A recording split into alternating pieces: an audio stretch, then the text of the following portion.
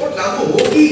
आजकल कोई ऐसी कमेटी नहीं बनती जिसमें सरकार के लोग वो हों जो सरकार के खिलाफ बोले। तो सरकार की राय थी पर अभी इसको विड्रॉ कर लिया गया।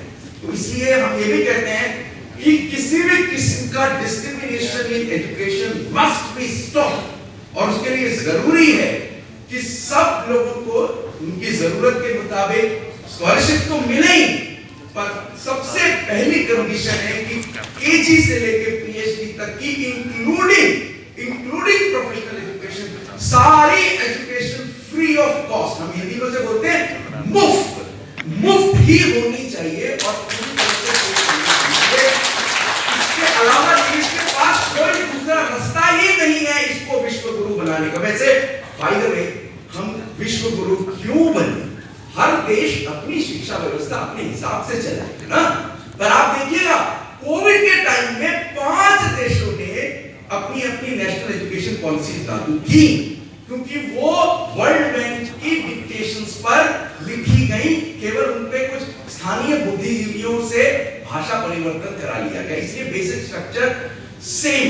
फिर हम ये कहते हैं कि हमारा फोकस हमारी पब्लिक फंडेड यूनिवर्सिटीज को और स्ट्रेंथन करने का होना चाहिए। इस हालात में फॉरेन यूनिवर्सिटीज को इंडिया में लाने की कोई जरूरत नहीं है, बिल्कुल कोई जरूरत नहीं है। ये केवल यहाँ के लोगों को एजुकेशन लोन देने का एक जरिया है, ताकि उनको एक झुटलावा रहे, एक भ्रम रहे कि हम विदेशी यूनिवर्सिटी में पढ़ के आए और वो एक नए अनितिज्म का शिकार हो गए।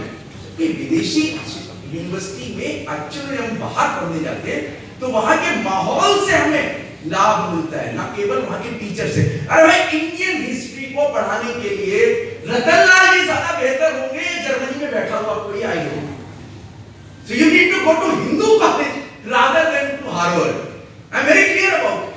I have rejected many offers to settle down outside for variety of reasons. उसका एक बहुत बड़ा कारण यह है, मुझे मालूम है कि जो स्टूडेंट मुझे यहाँ मिलेंगे, गांव से आने वाले, जो मेरी टीचिंग को शेप करेंगे, वो बाहर नहीं मिलेंगे।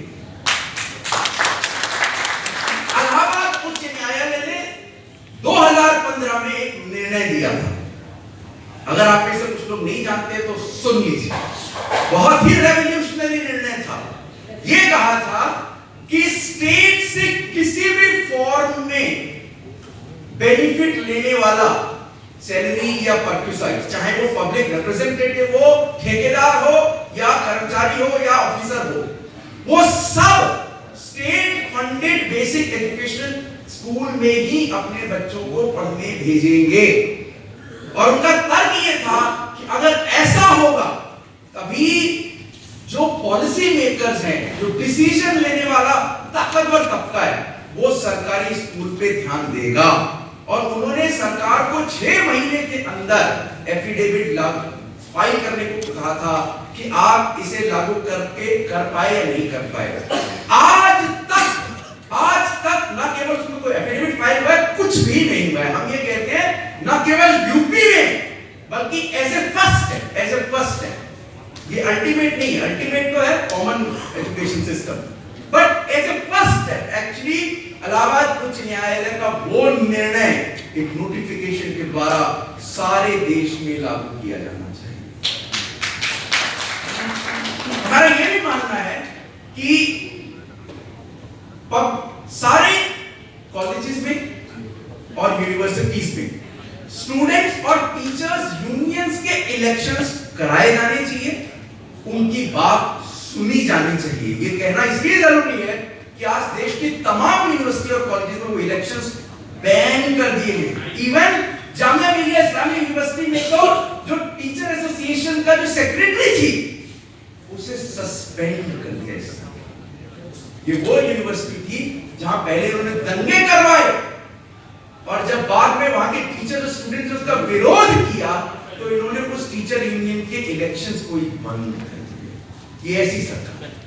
तो हम ये कहते हैं कि अगर आपको इस देश को, इस तरह की तमाम मांगे हैं, अगर आप कहेंगे तो वो हम आपके साथ शेयर कर लेंगे मैनिफेस्टो, उसका पूरा कॉन्टेक्स्ट है। हमारा ये कहना है कि सारे राज्यों को अपनी एजुकेशन पॉलिसीज बनाने की ऑटोनॉमी होनी चाहिए, क्योंकि हम एक फेडरल स्ट्रक्चर वाले देश हैं। कॉन्स्टिट्यूशन का जो फ्रेमवर्क है फेडरल फ्रेमवर्क है। एजुकेशन एक समवर्ती सूची यानी कंकरेंट लिस्ट का विषय है, पर धीरे धीरे केंद्र सारे विषय अपने हाथ में लिए जा रहा है, राज्यों के हाथ में कुछ भी नहीं छोड़ रहा है। इसलिए राज्य सरकारों, राज्य के लोगों के लिए जरूरी है कि वो अपने अपने सरकारों पे ये दबाव डालें कि आप अगर हमसे वोट मांगने आए हो तो पहले ये सुनिश्चित करो कि आप दिल्ली से दिए हुए फरमान पे नहीं, हमारे द्वारा दिए हुए आदेश, जनादेश के आधार पर अपने राज्य की शिक्षा नीति खुद बनाओगे। ये हमारे सम्मान है। और लेकिन आखिर में मैं ये कहूंगा कि हम ये भी कहते हैं, इसलिए ये सबसे पहली शर्त है, सबसे पहली शर्त है कि ये जो सेंट्रलाइज्ड इंपोजिशन है of FYUP 4 year degree programme केवल सालों का सवाल नहीं है, उसमें बहुत सारी गड़बड़ियां हैं। FYUP, CUET, नीट, JEE, इस तरह की जो बायस, सोशली बायस और सेंट्रलाइजिंग एडमिशन पॉलिसीज हैं, उनको रद्द करके राज्य स्तर पे उनको चालू किया जाना चाहिए। इन सब बातों के साथ मैं अपने आप को विराम देता हूं। शुक्रिया एक बार।